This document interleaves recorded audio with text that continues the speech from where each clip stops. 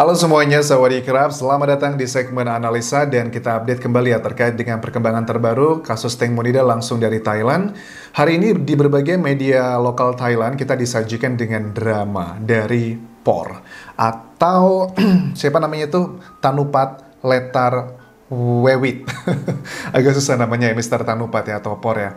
Itu sepertinya sih aku melihat dia ada tangisan gitu kan ya, menangis, menyesal, dan menceritakan pengakuan-pengakuan. Tapi sebelum aku ceritakan apa sih yang ditangisi dan juga penyesalan yang dia ucapkan di media massa Thailand itu, apakah ini tulus atau tidak, kayaknya sih agak sulit ya. Karena apa? Jadi kemarin tuh sekitar semingguan yang lalu, itu ada konser, ada Kenny G di Hua Hin, itu dekat dengan Bangkok juga sekitar ya 2 jam atau 3 jam dari Bangkok lah. Dan aku lihat juga foto-foto si Por sama istrinya juga having fun di sana. Menurut aku itu adalah tipikal orang yang tipikal actionnya yang agak sulit untuk dipercaya bagi orang yang sedang mengalami depresi gitu kan ya. Itu kan yang diklaim si Por ya beberapa minggu terakhir ini. Oke, kita coba lihat dulu beritanya di sini. Jadi Por kan sudah mengakui bahwa dia itu mengkonsumsi benzodiazepines tipe alprazolam, drug yang memang itu adalah untuk menenangkan diri. Dan itu termasuk kategorinya kalau di Indonesia dan juga Thailand juga sama, itu termasuk yang terlarang ya, nggak boleh, harus dengan resep dokter. Dan ini juga bukan berasal dari pengakuan kok. Kenapa kita tahu ini kan bukan karena pengakuan dari si Por ya, tapi karena memang ketahuan teman-teman. Maksudnya ketahuan gimana? Karena kan si Por ini kan berkali-kali menolak untuk diambil rambutnya. Seperti kalian tahu, awalnya kan diambil rambutnya menolak, alasannya dia kena tekanan kayak darah tinggi gitu loh. Kayaknya tekanan darahnya lagi nggak bagus, katanya lagi sakit. Itu yang pertama. Yang kedua, karena rambutnya itu baru aja hair transplant, makanya nggak mau diambil rambutnya. Karena kan untuk mengecek zat obat-obatan seperti itu kan memang paling efektif adalah dari rambut, karena bisa mengecek 3 bulan terakhir apa yang dikonsumsi orang tersebut. Tapi ternyata setelah dicek, karena sudah ada keputusan dari pengadilan di Thailand harus melakukan tes tersebut, diambil lah, dan ternyata yang ditemukan adalah ya ini zatnya ada 0,5 mg alprazolam yang dia mengakui dia membelinya dari klinik. Oke, coba kita dengarkan apa yang dia paparkan alasannya. Jadi tujuan dia mengatakan hanyalah untuk menghilangkan stres dan saya minta staff untuk membelinya di sebuah klinik.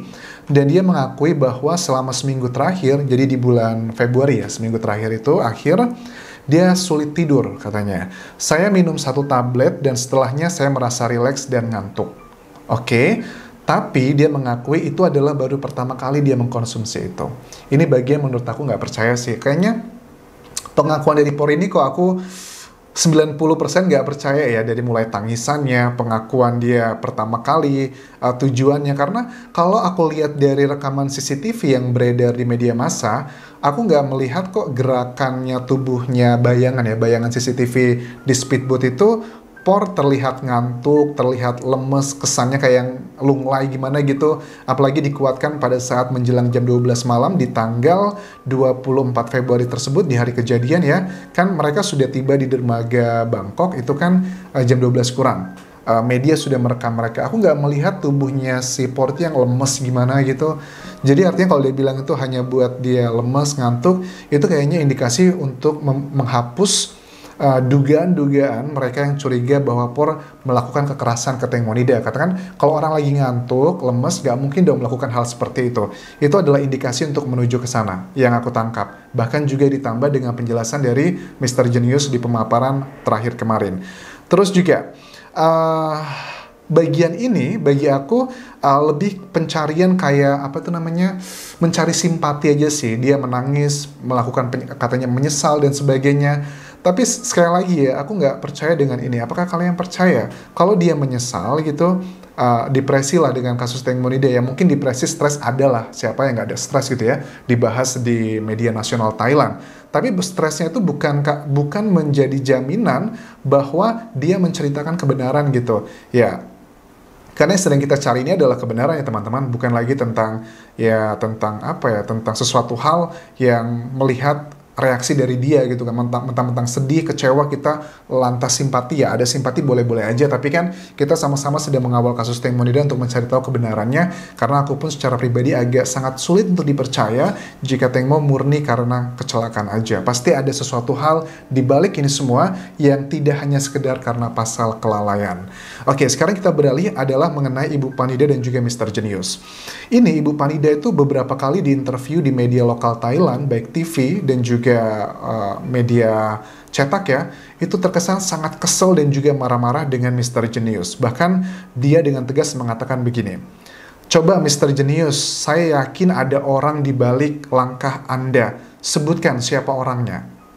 Aku juga yakin sih ada orang di balik Mr. Jenius, karena bagaimana mungkin Mr. Jenius itu bisa mendapatkan rekaman video tubuhnya Teng Monida pada saat ditaruh di ruangan terbuka dan sudah diakui itu adalah memang tubuhnya Teng Monida oleh kedokteran dari Thailand sendiri yang menangani kasus ini. Kemudian juga bagaimana dia bisa mendapatkan CCTV yang pembanding untuk penyidik Nontaburi, terus juga bagaimana dia bisa mendapatkan banyak data-data GPS dan sebagainya. Aku yakin dia juga ada orang di balik ini juga. Tapi kan terlepas orang itu siapapun, asalkan actionnya adalah untuk kebaikan dan mencari kebenaran, ya adalah hal yang wajar. Karena jabatannya Mr. Jenius itu kan adalah President of the Crime Victim Assistance Club ya. Jadi ini kayak lembaga NGO sih, non-profit lah ya, non-profit dan bukan organisasi pemerintahan begitu. Terus Jenius juga merespon ya apa yang dikatakan Ibu Panida berkali-kali di media massa, bahwa saya tidak lakukan ini demi Teng Mo atau uang, tapi demi keadilan. Jadi ya mungkin karena Teng Mo adalah artis besar di Thailand dan banyak media menyorotnya, dan ini bisa menjadi salah satu bagian penting ya untuk mengkampanyekan keadilan dan mengembalikan keadilan lagi lah. Mungkin Mr. Jenius mengatakan berpikir bahwa keadilan itu sekarang agak sulit ditemukan, makanya kasus Teng Mo ini menjadi momentum, dan dia tidak mencari uang karena tuduhannya dari Ibu Panida gini, karena ya saya tahu Sen adalah orang yang paling kaya di 5 saksi tersebut. Yakin deh, pasti kamu mau minta uang kan sama Sen. Itu adalah tuduhan-tuduhan yang menurut aku nggak masuk akal sih. Nah, terus juga dari penyidik Nontaburi berkali-kali sudah memberikan keterangan, bahkan kemarin pada saat ditanya melakukan konferensi pers ya, setelah Mr. Jenius itu melakukan pemaparannya, salah satu penyidik mengatakan begini, kasus Teng Monida itu sekarang menjadi perhatian nasional. Kami, para penyidik, itu tidak mau menggadaikan, menukar masa depan kami dan keluarga untuk membantu orang-orang tertentu di kasus ini. Aku lihat komentar di netizen gitu, di Thailand gitu, pada ngakak, hahaha, nggak percaya gitu. Jadi ini adalah tuduhan, statement yang disampaikan untuk membantah tuduhan-tuduhan dari Mr. Jenius, menyebutkan nama-nama generalnya yang terlibat ngebantu si POR, karena ada dugaan bahwa POR ini punya sahabat dekat di kepolisian di Nontaburi yang levelnya jabatan juga cukup tinggi, dan dia ini selalu ngebantu POR gitu. Nah, kemudian penyidiknya bilang, kasus ini tuh sudah diperhatikan oleh banyak negara dan juga Thailand gitu, secara nasional.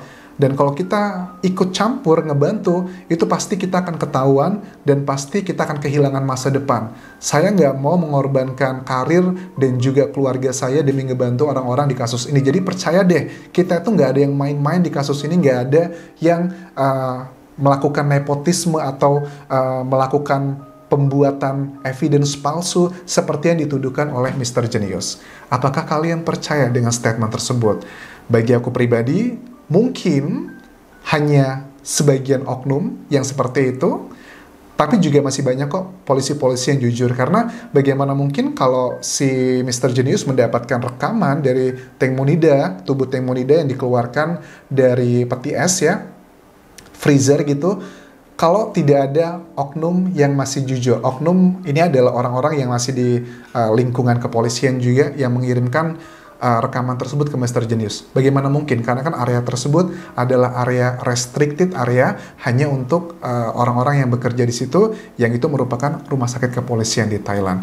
Jadi aku juga harus fair ya, bahwa jangan sampai hanya karena sebagian oknum kita menyamaratakan semua kepolisian seperti itu. Ini juga sama kok terjadi di Indonesia. Jangan sampai hanya gara-gara 1, 2, 3, 4, 5, 6, sampai 10 oknum, tapi kita mengeneralisasi 100 kepolisian, orang-orang semuanya sama seperti itu. Karena menurut aku, ya itu juga nggak fair ya. Kita harus juga melihatnya secara clear dan juga jelas. Oke, itu adalah update berita hari ini teman-teman mengenai POR yang melakukan drama untuk mencari simpati dan juga drama antara Ibu Panida beserta juga Mr. Genius. Aku tahu mungkin sebagian kalian juga ngerasa, anjas kok dramanya semakin panjang sih? Ya bagaimana teman-teman, ini adalah berita yang memang terjadi di Thailand dan aku hanya menyampaikan berita tersebut, kemudian menyampaikan pandanganku dan juga opiniku mengenai apa yang terjadi di Thailand langsung dari, ya aku juga ngobrol dengan beberapa teman-teman Thailand yang lokal, yang aku ngobrol hal-hal yang ya sama lah seperti kalian kalau mendiskusikan kasus kan dengan teman-teman kalian di Indonesia. Teman-teman di Thailand juga pada umumnya yang aku kenal, mereka juga sama seperti aku. Mereka tidak percaya bahwa Teng Monida itu murni karena kecelakaan. Apakah jangan-jangan aku kok cenderungnya seperti kejadian di Jawa Barat ya, Nagrek ya, di mana ada oknum anggota TNI ya yang menabrak sepasang sejoli itu, kemudian satunya sudah meninggal, tapi satu lagi itu masih sekarat, tapi justru malah dua-duanya itu dibuang di sungai di Jawa Tengah. Apakah juga sama dengan kasus Teng Monida? Sebenarnya mereka tidak ada rencana untuk melakukan pembunuhan, tapi karena terjadi kecelakaan yang tidak disengaja dan mereka tidak mau tanggung jawab, mungkin Teng Mo awalnya masih belum meninggal, tapi karena ingin menghilangkan rasa tanggung jawab daripada dituntut oleh Teng Mo dan sebagainya, Teng Mo-nya dibiarkan tenggelam begitu. Apakah ini mirip seperti itu? Ada bagian kecilku juga, hati kecilku mengatakan seperti itu. Tapi yang namanya hukum kan kita nggak bisa hanya berdasarkan keyakinan. Harus ditunjang dengan fakta-fakta persidangan nanti dan fakta-fakta juga di lapangan serta alat bukti yang mendukung, yang valid dan juga kredibel. Thank you very much for watching this video dan jangan lupa follow Instagramku di Anjas di Thailand karena aku sering live ngebahas kasus Teng Mo dengan foto-foto dan juga video yang tidak bisa aku tampilkan di YouTube, tapi aku tampilkan di Instagramku. Dan terakhir, jangan lupa subscribe juga channel YouTube ini biar memberikan aku support ya, biar aku lebih semangat mengawal kasus Teng Monida. Sampai ketemu lagi di video berikutnya. Kapun kerap.